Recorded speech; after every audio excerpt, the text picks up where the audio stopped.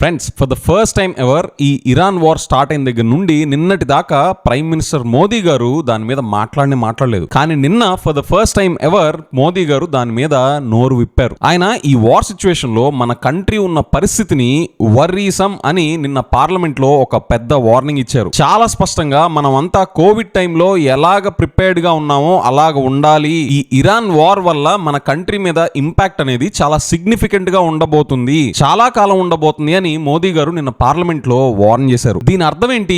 మన day to day lifes లో దీని ఇంపాక్ట్ ఎలా ఉండబోతుంది? ఇన్ఫాక్ట్ ఇరాన్ వార్ స్టార్ట్ అయిన దగ్గర నుండి I wanted to know how Modi గారు ఇస్ అప్రోచింగ్ ది సిచ్యువేషన్. నాకు మోదీ గారి నోట్ నుండి ఈ ఎంటైర్ సిచ్యువేషన్ ఎలా హ్యాండిల్ చేయబోతున్నారు అని తెలుసుకోవాలనుంది. నేను చాలా డేస్ నుండి క్యూరియస్ గా సీరియస్ గా ఆయన రెస్పాన్స్ ఏంటి అని వెయిట్ చేస్తున్నా. ఆయనేమో ఈ వార్ స్టార్ట్ అయ్యి 3 వారాలు దాటిపోతున్నా కూడా నోరు విప్పట్లేదు. ఇటు పబ్లిక్ ఏమో బోలెడంత గందరగోళంలో ఉంటున్నారు. ఒక్కో రోజు సిచ్యువేషన్ ఒక్కోలా మారుతుంది. డైలీ చూస్తున్నాం కదా, ఎల్పిజి క్రైసిస్ ఏ లెవెల్లో కంట్రీ వైడ్ బర్నింగ్ ప్రాబ్లం అయిపోయిందో చూస్తున్నాం కదా. పెట్రోల్ డీజిల్ సప్లైస్ గురించి అయితే సోషల్ మీడియాలో రోజుకో విషయం బయటకు వస్తుంది. వాటి రేట్స్ పెరిగిపోతున్నాయంట అని, ట్యాంకులన్నీ ఫిల్ చేసేసుకోండి అని, ఇలాగ రోజుకోటి సోషల్ మీడియాలో నడుస్తూ ఉంటుంది. ఇవన్నీ కూడా ఎప్పటికప్పుడు గవర్నమెంట్ సైడ్ నుండి వీటన్నిటిని నమ్మకండి, సిచ్యువేషన్ కంట్రోల్లోనే ఉంది, ఇవన్నీ నమ్మకండి అని గవర్నమెంట్ వాళ్ళు అనౌన్స్మెంట్స్ ఇచ్చినప్పటికీ కూడా నెక్స్ట్ డేకి మళ్ళీ ఈ వార్ సిచ్యువేషన్స్ అన్ని మారిపోతున్నాయి కదా. సో ఈ క్వశ్చన్స్ అన్ని మళ్ళీ నెక్స్ట్ డే కి ఫ్రెష్ గా మొదలవుతున్నాయి. ఇవే కాదు, హోటల్స్, రెస్టారెంట్స్, డాబాస్ ఇవి రన్ చేసుకునే వాళ్ళ మీద డిపెండ్ అయ్యే కామన్ పీపుల్ మీద ఎలాంటి ఎఫెక్ట్స్ ఉన్నాయో చూస్తున్నాం మనం due to this Iran war situation. And వంట నూనె, గ్రాసరీస్, సరుకులు వీటి మీద ఎలాంటి ఇంపాక్ట్ ఉండబోతుంది అనే కన్సర్న్స్, ఇంటి ఎలక్ట్రిసిటీ బిల్స్ మీద ఎలాంటి ఎఫెక్ట్ ఉండబోతుంది అనే కన్సర్న్స్, ఇవన్నీ కూడా ఒక common person day to day go through అవుతున్న బర్నింగ్ ఇష్యూస్. సో పార్లమెంట్ లో మోదీ గారు స్పీచ్ ఇవ్వబోతున్నారు దీని మీద అని నేను విన్నప్పుడు వీటన్నిటికీ ఆన్సర్స్ వస్తాయా, వస్తే ఎలాంటి ఆన్సర్స్ వస్తాయని చాలా క్యూరియాసిటీతో ఆయన స్పీచ్ చూడడం స్టార్ట్ చేశా. పేరుకు స్టార్ట్ చేశానే గానీ నాకు back of the mind run అయిన ఇంకా కొన్ని క్వశ్చన్స్ ఏంటో తెలుసా? మన దగ్గర ఈ వార్ సిచ్యువేషన్ లో ఈ బర్నింగ్ ప్రాబ్లమ్స్ కి నిజంగా సొల్యూషన్స్ ఉన్నాయా? ఈ పరిస్థితిని డీల్ చేసే సిచ్యువేషన్ లోనే ఉన్నామా లేదా చేయి దాటేసిందా? ఈ వార్ ఇలానే ఇంకా కొన్ని నెలలు కంటిన్యూ అయితే ఏంటి పరిస్థితి? అంతే కదండి, ఈ స్టూపిడ్ వార్స్ అనేవి పెద్ద జిగురు జింగానియాలు. ఒక రోజుతోనో ఒక వారంతోనో పోవు కదా, నెలలు సంవత్సరాలు చేసుకుంటా ఉంటారు. కార్తీక ద్వీపం డైలీ సీరియల్ లాగా. అంటే నేను వార్ కాన్సిక్వెన్సెస్ ని నేను పలచపరచట్లేదు, దాన్ని డైల్యూట్ చేయట్లేదు. కానీ ఈ లీడర్స్ అంతా ఈ వార్ ని ఎలాగ సాగదీసుకుంటా పోతారో చూసారా, అది తెగదు. సో ఈ ఇరాన్ వార్ కూడా మిగతా స్టూపిడ్ వార్స్ లాగా ఇంకో 3 నెలల్లో 6 నెలల్లో సంవత్సరం పాటు ఇంకా సాగదీసుకుంటా పోతే మన దగ్గర ఉన్న short term, medium term and long term plans ఏంటి? డైలీ పబ్లిక్ ఫేస్ చేస్తున్న బర్నింగ్ ప్రాబ్లమ్స్ కి సొల్యూషన్స్ ఏంటి? ఇదే సిచ్యువేషన్ ఇంకా కంటిన్యూ అవుతా పోతా ఉంటే I want to listen to the answers directly from our prime minister Modi గారు. నాకు మోదీ గారి నోటి నుండి వీటన్నిటికీ ఆన్సర్స్ వినాలనుంది. సరే అది చూద్దామని చెప్పేసి యూట్యూబ్ ఓపెన్ చేశా. సరిగ్గా ఓపెన్ చేసిన వెంటనే ఒక షార్ట్ వీడియో పాపప్ అయింది. అందులో మోదీ గారు పార్లమెంటరీ స్పీచ్ స్టార్ట్ అయింది. అందులో ఆయన కోవిడ్ టైంలో కోవిడ్ కే సమయమే అనే వర్డ్స్ నాకు వినిపించాయి. నాకు ఫ్యూజ్ ఎగిరిపోయింది. ఏంటి కోవిడ్ అప్పుడు ఏంటి? అసలు మోదీ గారి నోట్లో నుండి వార్ జరిగే టైంలో, కోవిడ్ టైంలో అనే వర్డ్స్ అసలు ఎందుకు వచ్చాయి? మళ్ళీ అప్పుడు సీన్ ఏమైనా రిపీట్ అవబోతుందా? ఇండియా ఏమైనా వార్ లో పార్టిసిపేట్ చేయబోతుందా? మనం కూడా వర్క్ ఫ్రమ్ హోమ్ చేసుకుంటా ఇంట్లో కూర్చోవాలా? మళ్ళీ మనకి బ్యాటింగ్ స్టార్ట్ బాబోయ్ అని టపటపా నాకు క్వశ్చన్స్ మొదలయ్యాయి. ఏది కోవిడ్ టైంలో అన్న వర్డ్స్ వినగానే. సో నేను ఇంకా ఫాస్ట్ గా వెళ్ళి ఆయన పార్లమెంట్ లో ఇచ్చిన ఫుల్ స్పీచ్ వీడియో చూశాను. ఈ ఎపిసోడ్ లో మనం ఏం చేద్దాం అంటే, ప్రైమ్ మినిస్టర్ మోదీ గారు for the first time ever ఈ ఇరాన్ వార్ సిచ్యువేషన్ మీద ఫస్ట్ టైం నోరు తెరిచి పార్లమెంట్ లో మాట్లాడారు. ఆయన స్పీచ్ లో ఏం మాట్లాడారు, మనం ఈ వార్ స్టార్ట్ అయిన దగ్గర నుండి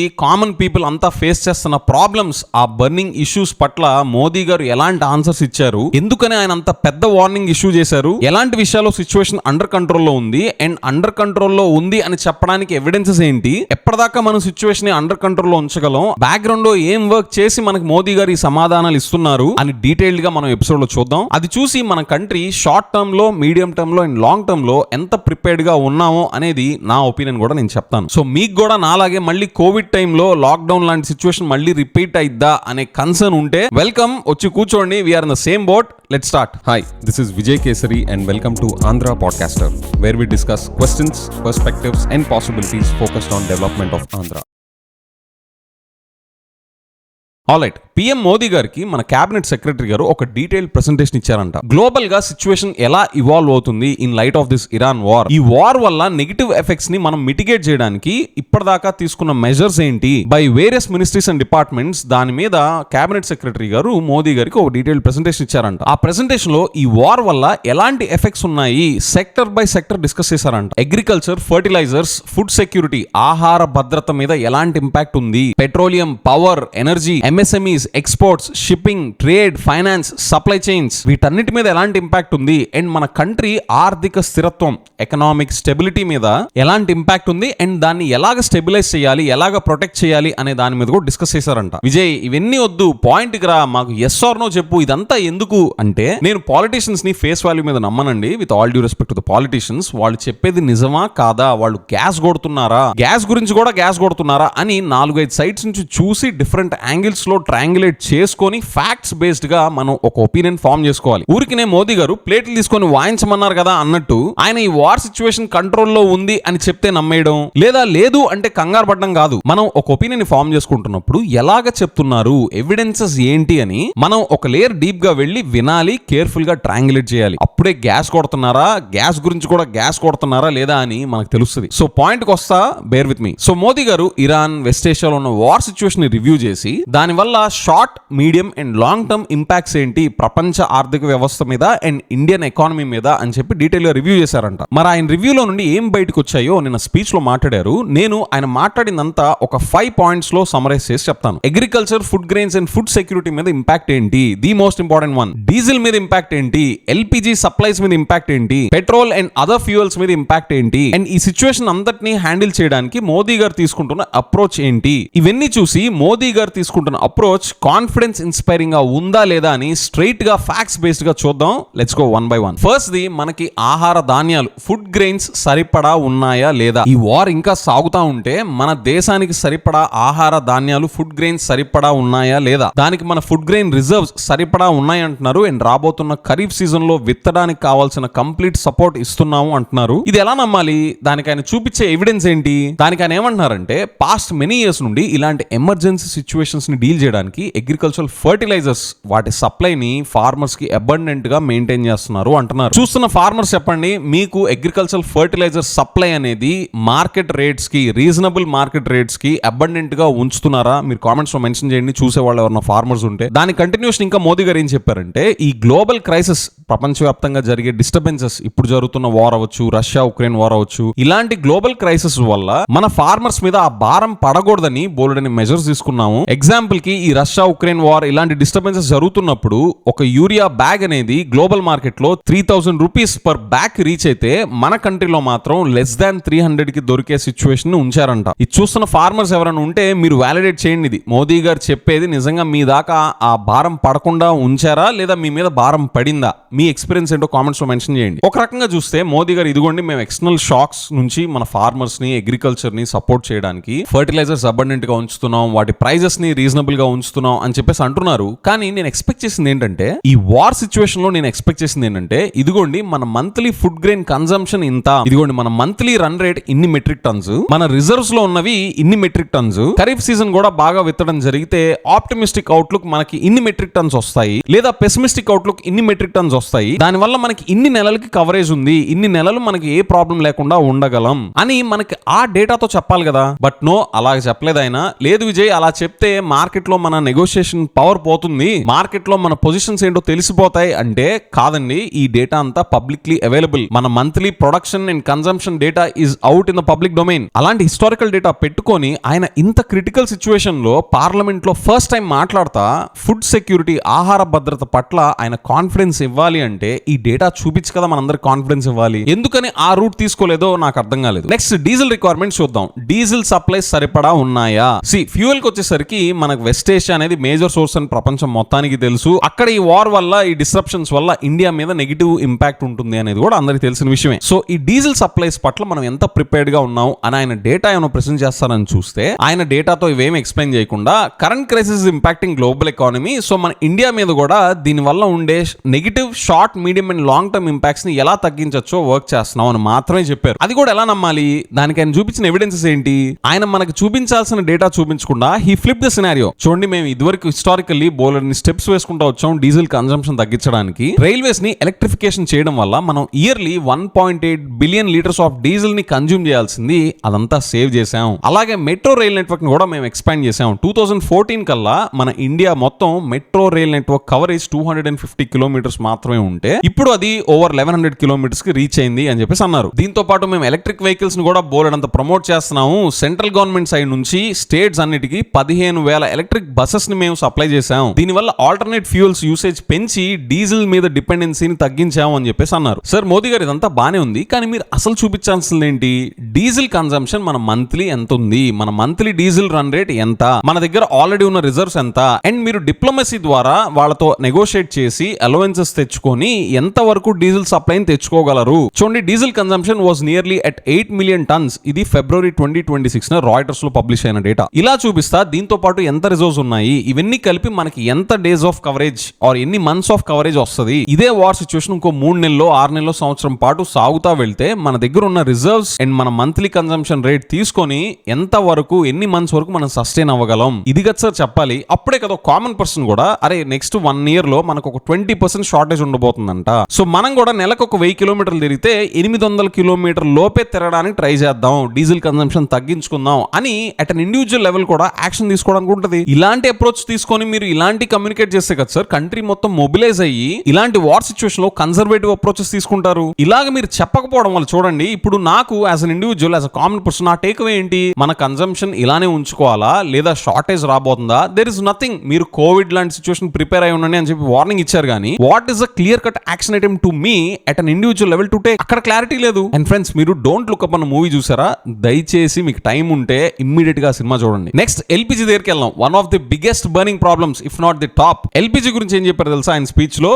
మన కంట్రీ మనకున్న ఎల్పిజి రిక్వైర్మెంట్స్ లో 60% మనం ఇంపోర్ట్ చేసుకుంటున్నాం. ఈ సప్లై డిస్రప్షన్స్ వల్ల డొమెస్టిక్ ఎల్పిజిని మనం ప్రయారిటైజ్ చేసుకుంటున్నాం. At the same time LPG domestic production ని మనం పెంచుతున్నాం అని చెప్పేసి అన్నారు. Is this giving confidence to you? Not to me.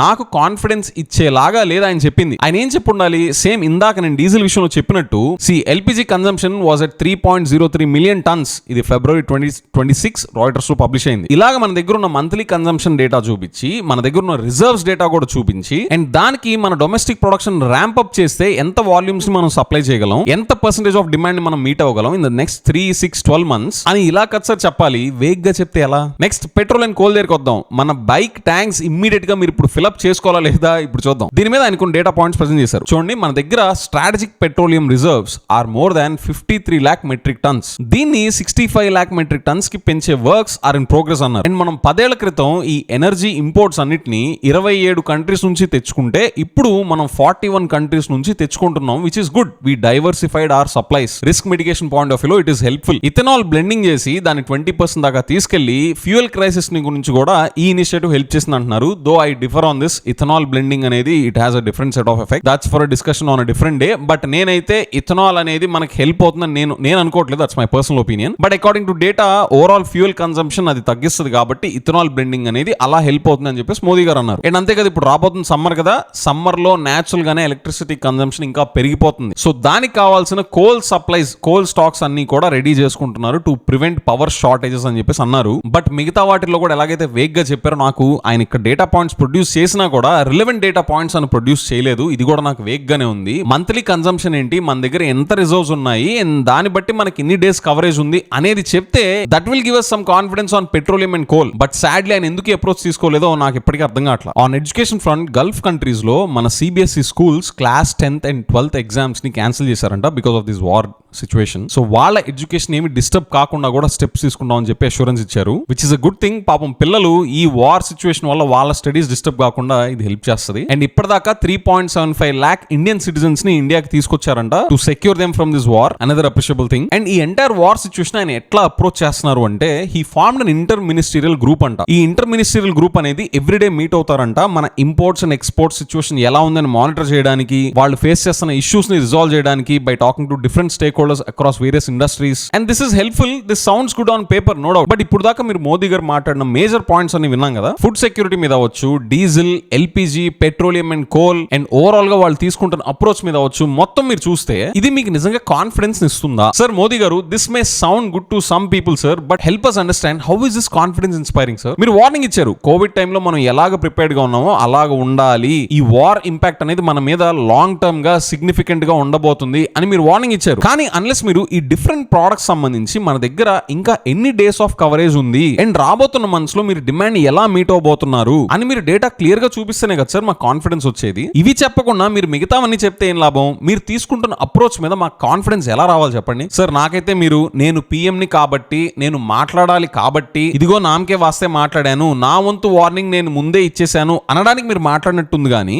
Data wise ఇది కాన్ఫిడెన్స్ ఇన్స్పైర్ చేయట్లేదు సార్. డేటా के हिसाब से मोदी जी आपका अप्रोच कॉन्फिडेंस इंस्पायर नहीं कर रहे sir. But at least I am happy మీరు ఫైనల్లీ మీ సైలెన్స్ ని బ్రేక్ చేసి నోరు తెరిచి ఈ ఇరాన్ వార్ మీద మన కంట్రీ మీద ఎలాంటి ఇంపాక్ట్ ఉండబోతుంది అనే దాని మీద మీరు మాట్లాడారు, which is good. But rest of the aspects లో సార్ మన దగ్గర ఈ డిఫరెంట్ ప్రొడక్ట్స్ లో ఎన్ని డేస్ ఆఫ్ కవరేజ్ ఉంది అని మీరు డేటాతో అట్లీస్ట్ నెక్స్ట్ ప్రెస్ మీట్ లో అయినా, మీరు ప్రెస్ మీట్స్ పెట్టరు కదా సార్, అట్లీస్ట్ మీ నెక్స్ట్ స్పీచ్ లో అయినా చెప్తారని నేను ఎక్స్పెక్ట్ చేస్తున్నాను. I will look forward to it. And friends, మనకున్న బర్నింగ్ ప్రాబ్లమ్స్ మీద మోదీ గారు ఆన్సర్స్ ఇచ్చారా అంటే ఆయన ఒక పని అయితే చాలా క్లియర్ గా చేశారు, వార్నింగ్ అయితే చాలా క్లియర్ గా ఇచ్చారు. బట్ మనం షార్ట్ టర్మ్ లో, మీడియం టర్మ్ లో, లాంగ్ టర్మ్ లో ఈ వార్ సిచ్యువేషన్ డీల్ చేయడానికి మనం రెడీగా ప్రిపేర్డ్ గా ఉన్నావా అని మనం ఒక ఒపీనియన్ ఫార్మ్ చేసుకోవడానికి మాత్రం ఆయన సరైన డేటాను చూపించలేదు. అయినా పర్లేదు చెప్పు Vijay, what is your confidence level అంటే I will have to take some wild guesses అండి, as data is limited. I would say for the short term next 3 to 4 weeks the situation looks relatively greener at this point of time. Medium term, which is next 1 to 3 months, I don't know. Long term అయితే